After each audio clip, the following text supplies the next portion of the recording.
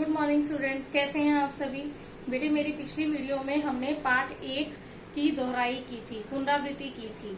ठीक है बेटे, मुझे उम्मीद है सभी बच्चों ने पार्ट 1 से संबंधित सारा कार्य जो है वो कर लिया होगा और पुनरावृत्ति भी बहुत अच्छे तरीके से की होगी।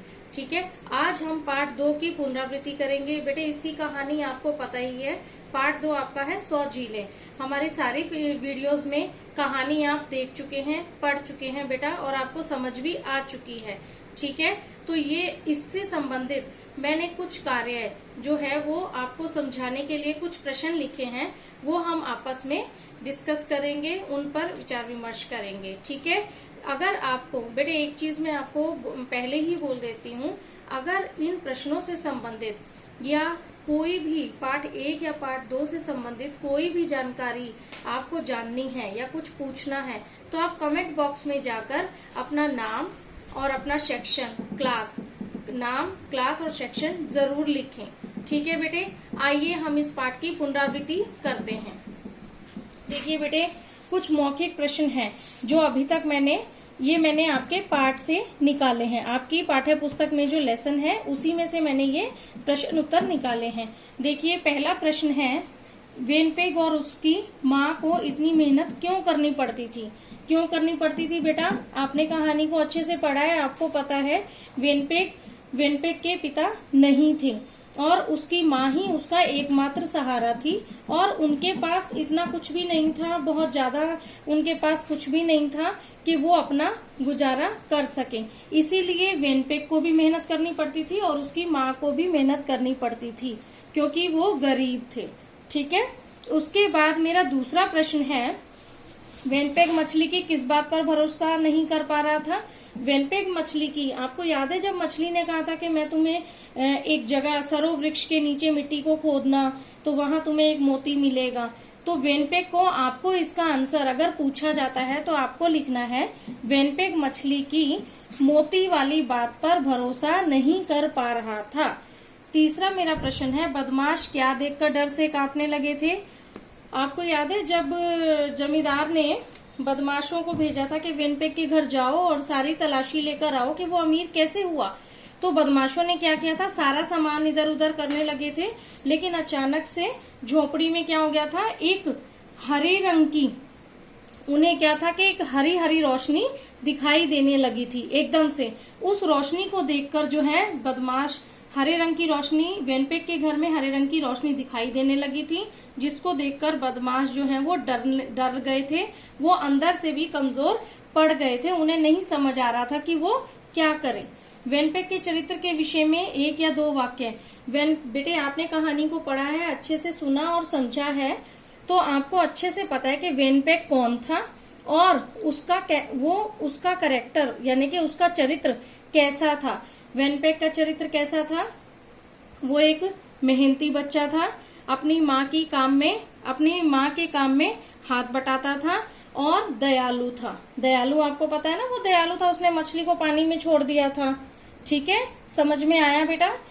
उसके बाद है बहुविकल्पीय प्रश्न। प्रश्न नंबर 1, अचानक से, ये मैंने थोड़े से ज्यादा नहीं निकाले हैं, आपके लेसन से ही निकाले हैं बेटा, ये आप सभी को आते हैं। चलिए देखते हैं। अचानक से झोपड़ी में कैसी रोशनी चमकने लगी। काली रोशनी, लाल रोशनी, हरी हरी रोशनी या सफेद रोशनी। हरी हरी रोशनी चमकने लगी। ठीक है, वेनपेग ने मछली पर कौन सा भाव प्रकट किया, दया का, घृणा, गुस्सा या हंसी।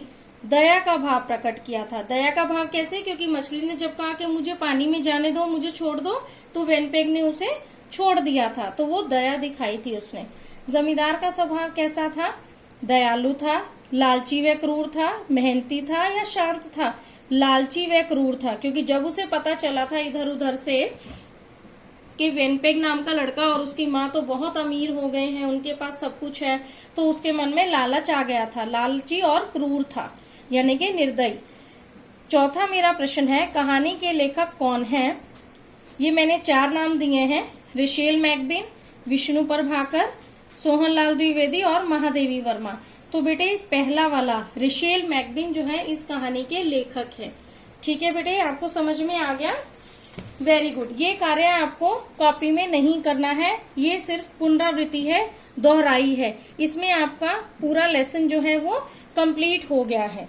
ठीक है, उसके बाद आपका गृह कार्य ये है। ये मैंने एक अनुच्छेद लिखा है। ठीक है, ये आप जब मेरी वीडियो देखेंगे उस पर एक लिंक होगा, उसे आप क्लिक कर देंगे तो ये खुल जाएगा। ये पीडीएफ में होगा बेटा। इसे आप इस अनुच्छेद को आपको सुंदर सुंदर कॉपी में लिखना है। ये अनुच्छेद देने से मेरा आशय यह है, मेरा मतलब अभिप्राय यह है कि जिससे कि आपकी लिखाई यानी कि एक सुलेख भी हो जाएगा। ठीक है, वैसे मैं जानती हूँ आप लोगों की लिखाई बहुत सुंदर है, बहुत अच्छा लिखते हैं सभी, लेकिन और अच्छा लिखने के लिए हमें ये अनुच्छेद लिखना है। अनुच्छेद लिखने के बाद आपको जहां जहां आपको सर्वनाम शब्द दिखाई देंगे उन पर आपको घेरा लगाना है।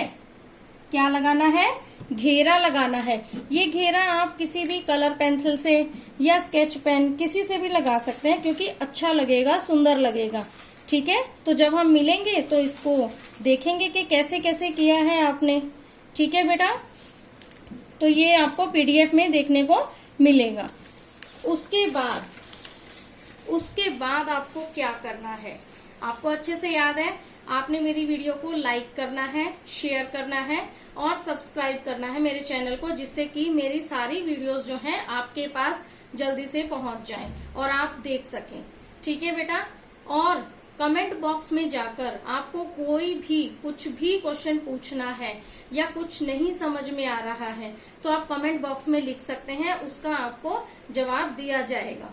ठीक है बेटे, और बेटा अपना ध्यान रखिए, घर पर रहिए, सुरक्षित रहिए। धन्यवाद।